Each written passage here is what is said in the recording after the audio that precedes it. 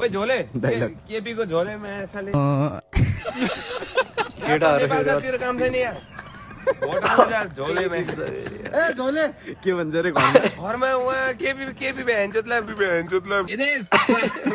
vote हाल्न लगाइदियो अरूले उहाँ घन्टीलाई भन्छन् अरू छोराछोरीहरूले होइन जितिसक्यो कस्तो छ झापा 5 मा मतदान कस्तो भइरहेको छ तपाईलाई कस्तो लागिरहेको छ अनुभूति कस्तो छ यसपालिको अब हेरौँ न म त आज यसो नयाँ लुगाहरू लाएर यसै अब दसैँ जस्तो पो लाग्दैछ